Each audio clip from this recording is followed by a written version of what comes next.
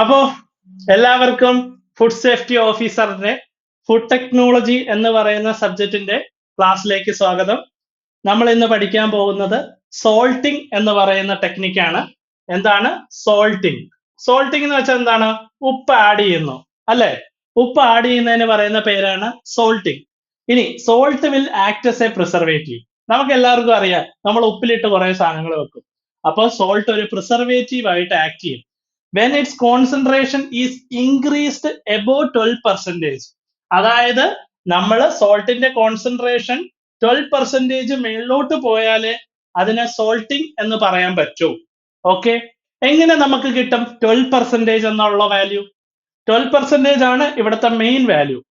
നിങ്ങൾ ആലോചിച്ച് നോക്ക്, നിങ്ങളെ വീട്ടിലെ അമ്മമാര് ഫുഡ് ഉണ്ടാക്കി വരുന്നത് 12 മണി സമയത്താണ്. 12%-ന് ശേഷം 12% എബോവ് എന്നാണ് പറയുന്നത്. അപ്പം 12 മണിക്ക് ശേഷമാണ് അമ്മ ഉപ്പിട്ടാലേ 1 മണിക്ക് നിങ്ങളുടെ ഫുഡിൽ ഉപ്പ് കിട്ടത്തുള്ളൂ. അപ്പൊ 12% കിട്ടിയേ. ഇനി അടുത്തത് salt levels of about 18 to 25%. 18 തൊട്ട് 25% വരെ 18 to 25% in solution generally will prevent micro organisms in food. Micro ഓർഗാനിസത്തെ പ്രിവെന്റ് ചെയ്യുമെന്ന് പറയുന്നുണ്ട്.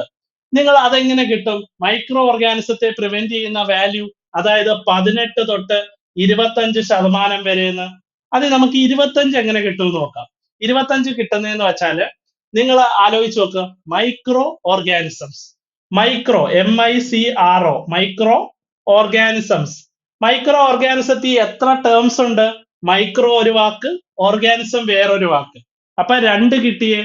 പിന്നെ മൈക്രോ എന്ന് പറയുന്ന വാക്കിൽ എത്ര ലെറ്റേഴ്സ് ഉണ്ട്? 3, 4, 5. അപ്പൊ 25% കിട്ടിയേ. 25 കിട്ടിയോ?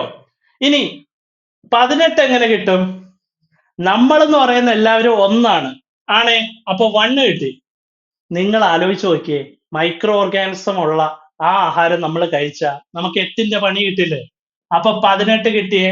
അപ്പൊ 18 തൊട്ട് 25% നമുക്ക് സോൾട്ടിന്റെ സൊല്യൂഷന്റെ പെർസെന്റേജ് കിട്ടുന്നത്. ഇനി പറയുന്നത് പ്ലാസ്മോലൈസിസ് വഴി നമ്മുടെ മൈക്രോബിയൽ സെൽസിന് ഹൈ ഓസ്മോട്ടിക് പ്രഷർ വരുമ്പോഴത്തേക്ക് നമ്മൾ എന്ത് ചെയ്യും? മൈക്രോബ്സിൽ നിന്ന് മോയ്സ്ചർ കണ്ടന്റ് വലിച്ചെടുക്കും എന്ന് പറയുന്നുണ്ട്. അപ്പൊ സോൾട്ടിങ്ങിന്റെ അവിടെ നമുക്ക് പ്ലാസ്മോലൈസിസ് എന്ന് പറഞ്ഞ ഒരു സാധനം കിട്ടുന്നുണ്ടെന്ന് ആലോചിക്കുക. ഓക്കെ, ഇത്രയും ക്ലിയർ ആണോ? ഇത്രയാണ് നമ്മുടെ സോൾട്ടിങ് എന്ന് പറയുന്ന ടെക്നിക്ക് കൊണ്ട് മീൻ ചെയ്യുന്നത്. അവിടെ വളരെ ഇമ്പോർട്ടന്റ് ആയിട്ട് നിങ്ങൾ ആലോചിക്കേണ്ട ഒരു സാധനം, സോൾട്ടിങ് എന്ന് പറയണമെങ്കിൽ അതിന്റെ വാല്യൂ 12% മേലായിരിക്കണം. ഓക്കെ, അപ്പൊ അത്രേ ഉള്ളൂ സോൾട്ടിങ്. ഇനി പറയാൻ പോകുന്നത് ഷുഗറിങ്. ഷുഗറിങ് എന്ന് വെച്ചാൽ എന്താണ്? ഷുഗറിങ് എന്ന് പറയുമ്പോൾ എല്ലാവരെയും മനസ്സിൽ ആദ്യം വരുന്നത് പഞ്ചാരയടി. പഞ്ചാര അടിക്കാത്തതായിട്ട് ആരുമില്ല.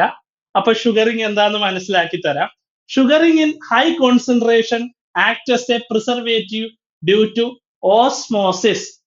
ഓക്കെ, ഓസ്മോസിസ് എന്ന് പറയുന്ന പ്രൊസീജിയർ ആണ് അവിടെ നടക്കുന്നത്. എന്നാൽ concentration of sugar must be 68% or more. 68% or more, അതായത് 68% മേലായിരിക്കണം. എങ്ങനെ കിട്ടും ഷുഗറിങ്ങിന് 68%? വളരെ സിമ്പിൾ ആണ്. ലൈൻ അടിച്ചവർക്കൊക്കെ മനസ്സിലാവും. നല്ല പോലെ നമ്മൾ കോളേജൊക്കെ വിട്ട് കറക്റ്റ് 6 മണി സമയത്ത് കാമുകിയെ വിളിക്കാൻ തുടങ്ങും. 6 മണി തൊട്ട് കൃത്യം 8 മണി വരെ നമ്മൾ സംസാരിക്കും. 8 മണിക്ക് ശേഷമായ വീട്ടില് വാപ്പ പൊക്കും. അപ്പൊ 68% മനസ്സിലായോ? ഷുഗറിങ്ങിലാണ് 68% വരുന്നത്. പിന്നെ some of the most popular preserves with sugar, sugar വെച്ചുള്ള പ്രിസർവ് ചെയ്യുന്ന 3 സാധനങ്ങളാണ് ജെല്ലി, ജാം, പിന്നെ ഒരു സാധനം കൂടെ പറയുന്നുണ്ടോ? അതിന്റെ പേരാണ് മർമലേഡ്. മർമലേഡ്. 3 സാധനം. First jelly, jam, marmalade. ഇതെല്ലാം സ്റ്റേബിൾ ജെൽസ് ആണ്. നിങ്ങൾ ഒരിക്കലും മറക്കല്ലേ, സ്റ്റേബിൾ ജെൽസ് ആണ്. ഷുഗറിങ് പറഞ്ഞപ്പോ നമ്മൾ കാമുകിയുടെ കേസ് പറഞ്ഞു. കാമുകിമാരെല്ലാം അൺസ്റ്റേബിൾ ആണ്, പക്ഷെ നമ്മുടെ ഇവിടുത്തെ സംഭവം സ്റ്റേബിൾ ആണ്. അതാരും നിങ്ങൾ മറക്കരുത്. അപ്പൊ സ്റ്റേബിൾ ജെൽസ് ആണ്. ഇനി പെക്റ്റിൻ എന്ന് പറയുന്ന ഒരു സാധനം പറയുന്നുണ്ട്. പെക്റ്റിന് എന്ന് പറയുന്ന സാധനം, pectin is A natural component of fruit. Pectin നമുക്ക് എവിടെ കാണാൻ പറ്റും? ഫ്രൂട്ടിന്റെ ഒരു നാച്ചുറൽ കമ്പോണന്റ് ആണ്. It form A gel. അത് പെക്റ്റിൻ ജെൽ ഫോം ചെയ്യുന്നത് എപ്പോഴാണ്? രണ്ട് കണ്ടീഷൻ ഉണ്ടായിരിക്കണം. Sugar plus acid. ഷുഗറും ആസിഡും ചേർന്നാലേ പെക്റ്റിൻ ജെൽ ഫോമിലോട്ട് മാറത്തുള്ളൂ. ഓക്കെ, ഇത്രയും ക്ലിയർ ആണോ ഞാൻ പറഞ്ഞത്? ക്ലിയർ ആണോ? ഇനി പറയാൻ പോകുന്നത് with the use of sugar. ഷുഗറിന്റെ സഹായത്തോട് കൂടി നമ്മുടെ water activity cannot be reduced below, വളരെ വളരെ ഇമ്പോർട്ടന്റ് പോയിന്റ് ആണ്, 0.845. അവിടെ നിങ്ങൾക്ക് ഒരു വാല്യൂ കാണാം. 0.845 അതിന് താഴോട്ട് റെഡ്യൂസ് ചെയ്യാൻ പാടില്ല. അതെങ്ങനെ ഓർക്കും? വളരെ സിമ്പിൾ ആണ്. ഞാൻ നേരത്തെ പറഞ്ഞില്ലേ, കാമുകിയെ വിളിച്ച് ചൊല്ലിക്കൊണ്ടിരിക്കുമ്പോ 8:45 കഴിഞ്ഞാൽ ഭൂകമ്പം നടക്കും. അതാണ് 0.845. കിട്ടിയോ നിങ്ങൾക്ക്? കിട്ടിയോ എല്ലാവർക്കും? ഓക്കെ, അപ്പൊ 0.845 കിട്ടിയല്ലോ. അത്രയുമാണ് നമ്മുടെ ഷുഗറിങ് ടെക്നിക്കിന്റെ അകത്ത് പറയുന്നത്. പിന്നെ അവിടെ തന്നെ level of water activity sufficient to inhibit. ഈ വാട്ടർ ആക്ടിവിറ്റി സഫിഷ്യന്റ് ആയിട്ട് ഇൻഹിബിറ്റ് ചെയ്താൽ നമുക്ക് മീസോഫിലിക് ബാക്ടീരിയയുടെയും അതുപോലെ തന്നെ ഈസ്റ്റിനെ നമുക്ക് തടയാൻ പറ്റും. പക്ഷെ ഒരു സാധനത്തിനെ തടയാൻ പറ്റില്ല. എന്താണ്? മൗൾഡ്. കറക്റ്റ് അല്ലേ? മൗൾഡ് അറ്റാക്കിനെ തടയാൻ പറ്റില്ല. എങ്ങനെ മൗൾഡ് അറ്റാക്ക് കിട്ടും? നിങ്ങൾ പ്രണയങ്ങളൊക്കെ കണ്ടിട്ടില്ലേ? പുറമെ എന്ത് സുഖമായിരിക്കും, ഒരു പുറമേ ഉള്ള ഒരു പൊതി ഭയങ്കര രസമായിരിക്കും. പക്ഷെ ഉള്ളിലോട്ട് പോകുമ്പോഴോ ബാക്ടീരിയ, ഈസ്റ്റ് എന്തെല്ലാം കാണും നിങ്ങള്. അപ്പോ ക്ലിയർ ആയോ? അപ്പൊ ഷുഗർ കിട്ടിയല്ലോ പിള്ളേരെ. ഷുഗറിങ് കിട്ടി. ഷുഗറിങ് എന്ന് വെച്ചാൽ പഞ്ചാരടി ഇത്രേ മാത്രം മതി. സോൾട്ടിങ് എന്ന് വെച്ചാൽ ഞാൻ പറഞ്ഞല്ലോ, 12 മണിക്ക് വീട്ടില് അമ്മ 12 മണിക്ക് വന്നിട്ട് 12% മേലാണെന്ന് ഓർക്കണം.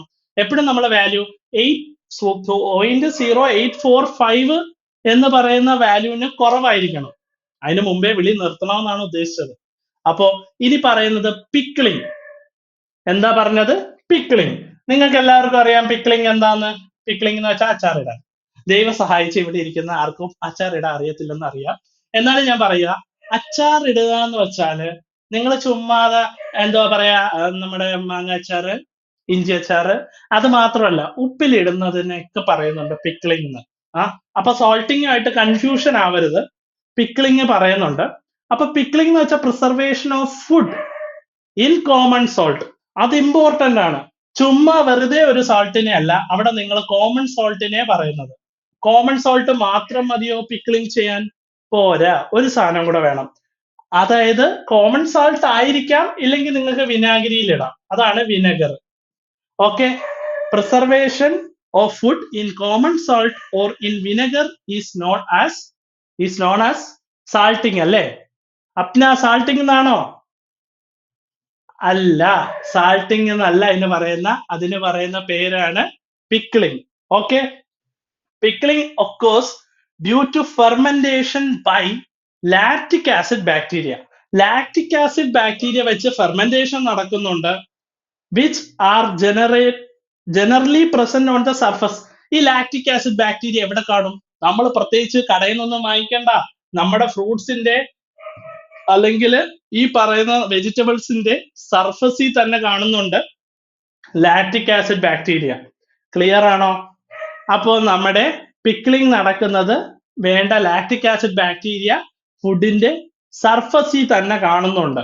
Okay, some of the fruits and vegetables.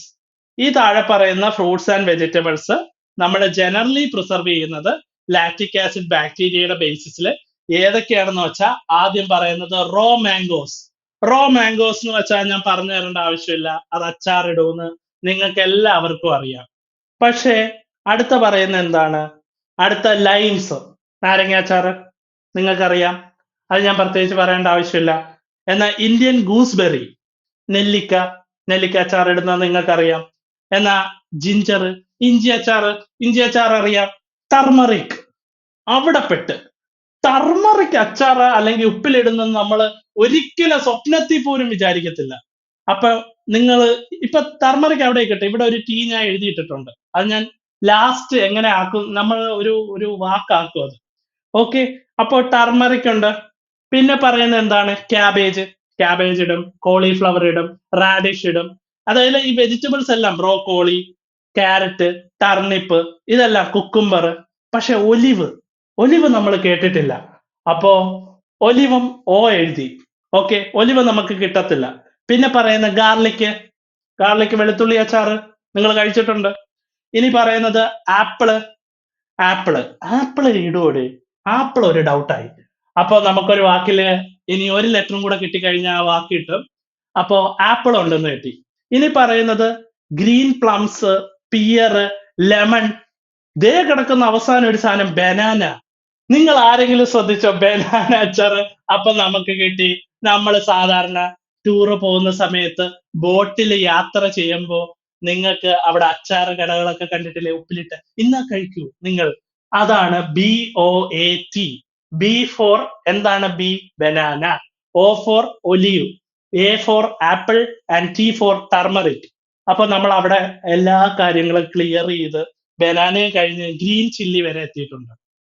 Green chilli ഞാൻ പ്രത്യേകിച്ച് പറഞ്ഞു തരേണ്ട ആവശ്യമില്ല. ഗ്രീൻ ചില്ലി നമുക്ക് അറിയാം അത് ഉപ്പിലിടുമെന്ന്. ഇനി മെത്തേഡ്സ് ഓഫ് പിക്ലിങ്ങിന്റെ മെത്തേഡ്സിനെ പറ്റിയാണ് അടുത്ത പറയുന്നത്. എന്തൊക്കെയാണ് നമ്മൾ ഏതൊക്കെ ടെക്നിക്ക് വഴി പിക്ലിങ് ചെയ്യുന്നുണ്ടെന്നാണ് പറയുന്നത്.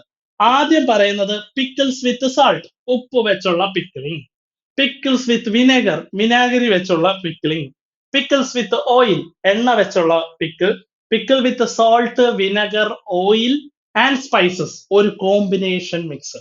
ഓക്കെ, ഇനി പിക്കിൾസ് വിത്ത് വിനെഗർ എന്താന്ന് ഞാൻ പറയാം. അതായത് വിനെഗറിന്റെ കോൺസെൻട്രേഷൻ അപ് ടു 4 to 9% എന്ന് പറയുന്നുണ്ട്. എങ്ങനെ കിട്ടും വിനെഗറിന്റെ കോൺസെൻട്രേഷൻ 4 to 9? നിങ്ങൾ ആലോചിച്ച് നോക്ക്. നിങ്ങൾ ആ സ്കൂളിലെ കുട്ടികളെ വിടുന്നത് എത്ര മണിക്കാ? ഒരു 3:30-4 മണി സമയത്താണ് വിടുന്നത്. കൊച്ചിനെ കാണാതായി കഴിഞ്ഞാൽ 4 തൊട്ട് 9 മണി വരെ കൊച്ചുങ്ങളെ കാണാതാവും. അതാണ് 4 to 9%. അപ്പൊ നിങ്ങൾക്ക് അതൊരു വിനയായില്ലേ? അതാണ് വിനെഗർ വെച്ചുള്ള പിക്ലിങ്. ഇനി അവിടെ 4 to 9% അസറ്റിക് ആസിഡ് ആണുള്ളത്. ആൻഡ് ഹയർ കോൺസെൻട്രേഷൻ ഉണ്ടെങ്കിൽ അതിന് ബാക്ടീരിയോസ്റ്റാറ്റിക് എന്നും. എന്നാല് ഹയർ കോൺസെൻട്രേഷൻ 2 ആക്ഷൻ നടക്കുന്നുണ്ട്. ഒന്ന് ബാക്ടീരിയസൈഡിലും ബാക്ടീരിയോസ്റ്റാറ്റിക്കും. 4% ആണെങ്കിൽ ബാക്ടീരിയോസ്റ്റാറ്റിക്കും, 4 to 9% എന്ന് പറയുന്നത് ബാക്ടീരിയോസൈഡലും ആണ്. അപ്പൊ അത്രയും കിട്ടിയല്ലോ. ഇനി പറയുന്നതെന്ന് വെച്ചാല് വിനെഗർ പിക്കിൾസിന്റെ അകത്ത് സോൾട്ട് 2 to 3%, എന്നാല് സംടൈംസ് ഷുഗർ 2 to 5% ആഡ് ചെയ്യുന്നുണ്ട്. അതിന്റെ അകത്ത് സോൾട്ട് നിങ്ങൾക്ക് കിട്ടും 2 to 3%. എങ്ങനെ കിട്ടും നമുക്ക് ഷുഗർ 2 to 5% ആന്ന്? എങ്ങനെ കിട്ടും? Any idea? വളരെ സിമ്പിള്. ഷുഗറിൽ എത്ര ലെറ്റർ ഉണ്ട്? 1 2 3 4 5. 2 to 5% കിട്ടിയോ? ഉപ്പ് ആഡ് ചെയ്യും, പക്ഷെ പഞ്ചസാര ആഡ് ചെയ്യുന്ന ഒരു ചെറിയ ഡൗട്ട് വരും. അപ്പൊ ക്വസ്റ്റിനറിന്റെ മൈൻഡിൽ പഞ്ചസാര കിടക്കും. അതുകൊണ്ടാണ് നമ്മൾ ഇവിടെ പഞ്ചാര അടിക്കാൻ വേണ്ടി 2 to 5 എഴുതിയേക്കുന്നത്. അപ്പൊ മനസ്സിലായോ? അപ്പൊ 2 to 5 കിട്ടിയോ? ഇനി അടുത്തെന്ന് പറയുന്നത് വിനെഗറിന്റെ കോൺസെൻട്രേഷൻ ലോവർ ദാൻ 2% ആയിക്കഴിഞ്ഞാൽ വിനെഗർ പിക്കിൾസിനെ നമ്മൾ പാസ്ചറൈസേഷന് വിധേയമാക്കണം. അതായത് 2% താഴെ വന്ന വിനെഗറിന്റെ കോൺസെൻട്രേഷൻ നമ്മൾ പാസ്ചറൈസേഷന് വിധേയമാക്കണം. In order to assure their preservation. നമ്മൾ പ്രിസർവ് ചെയ്യാനാണ് പാസ്ചറൈസേഷൻ നടത്തുന്നത് 2% താഴെ ആയി കഴിഞ്ഞാൽ. ഇനി മാംഗോ, ഗാർലിക്, ചില്ലീസ് ഇതെല്ലാം പ്രിസർവ് ചെയ്യുന്നത് വിനെഗറിലാണ്. മാംഗോ, ഗാർലിക്, ചില്ലി ഇതെല്ലാം വിനാഗിരിയിൽ വെക്കുന്നു. അത് പ്രത്യേകിച്ച് പഠിക്കേണ്ട ആവശ്യമില്ല. ഇനി പറയുന്നത് പിക്കിൾസ് വിത്ത് ഓയിൽ, എണ്ണ വെച്ചുള്ള പിക്കിൾസ്. ഏതൊക്കെ ഓയിൽ വരും? ഒന്ന് മസ്റ്റാർഡ് ഓയില്, പിന്നെ പറയുന്നത് നമ്മുടെ സീസം ഓയില്. സീസം ഓയിൽ ഒരു ബെസ്റ്റ് ഓയിൽ എന്ന് ആയുർവേദത്തിൽ പറയുന്നുണ്ട്.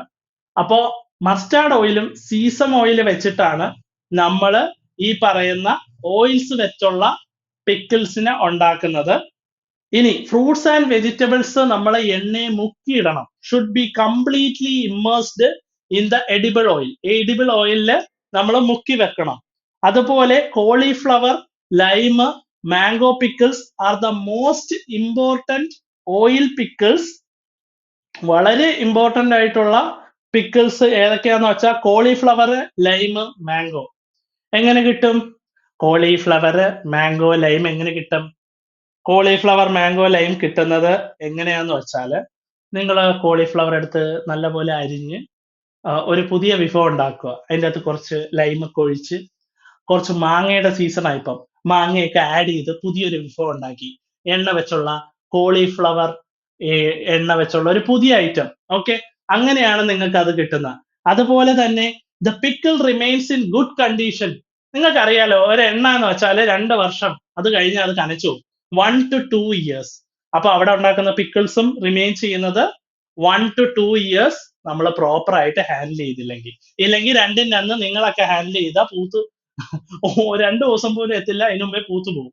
ഓക്കെ, അപ്പൊ 1 to 2 years ഇമ്പോർട്ടന്റ് ആണ് ഓയിലിന്റെ കേസിൽ. കേട്ടല്ലോ. ഇനി പറയുന്നത് പിക്കിൾസ് വിത്ത് സോൾട്ട്, വിനെഗർ, ഓയില്, അതോടൊപ്പം സ്പൈസ്. അത് ഭയങ്കര ഇമ്പോർട്ടന്റ്. കാരണം ഇതിന്റെ അകത്ത് ഈ മെത്തേഡ് എന്ന് പറയുന്ന ഒരു കോമ്പിനേഷൻ മെത്തേഡാണ്. ഇതിന്റെ അകത്ത് എന്താ നടക്കുന്നതെന്ന് വെച്ചാല് ഫെർമെന്റേറ്റീവ് ആക്ഷൻ, ഫെർമെന്റേഷന്റെ ആക്ഷൻ നടക്കുന്നത് സോൾട്ട് വെച്ചും, എന്നാൽ പ്രിസർവേഷൻ നടക്കുന്നത് നമ്മുടെ വിനെഗറും ഓയിലും വെച്ചും. നമ്മുടെ സ്പൈസസ് ആണ് നമുക്ക് ഫ്ലേവർ തരുന്നത്. ഫ്ലേവർ അതോടൊപ്പം തന്നെ സ്പൈസസ് ആണ് നമ്മുടെ ആന്റി ബാക്ടീരിയൽ ആക്ഷന് വിധേയമാകുന്നത്. കാരണം സ്പൈസസിൽ ആന്റി ബാക്ടീരിയൽ കണ്ടന്റ് ഉണ്ട്. ഓക്കെ, ഈ പറയുന്ന രീതിയിൽ നമുക്ക് പിക്കിൾസിന്റെ ഒരു കോമ്പിനേഷൻ, അതായത് സോൾട്ട്, അതുപോലെ വിനെഗർ, ഓയില്, സ്പൈസസ്. ഇനി the powdered spices are usually, നിങ്ങൾ അച്ചാർ ഇടുന്നവർക്ക് അറിയാം, സ്പൈസസിനെ നമ്മൾ എണ്ണയിട്ട് ആദ്യം വഴട്ടും. Usually fried in oil and mix to the prepared. നമ്മൾ എന്ത് ചെയ്യും? മിക്സ് ചെയ്യും prepared fruits and vegetables before the addition of vinegar.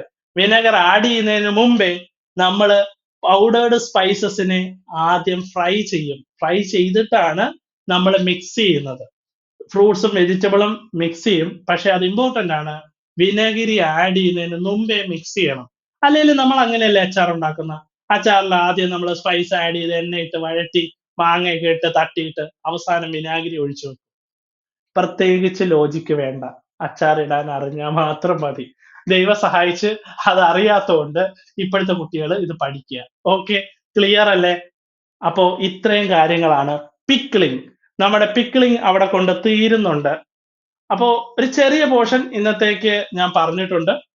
ബാക്കി പോർഷൻ ഇനി വരുന്ന ക്ലാസ്സുകളിൽ നിങ്ങൾക്ക് കാണാൻ പറ്റും. ഓക്കെ, അതുവരെ ഗുഡ് ബൈ.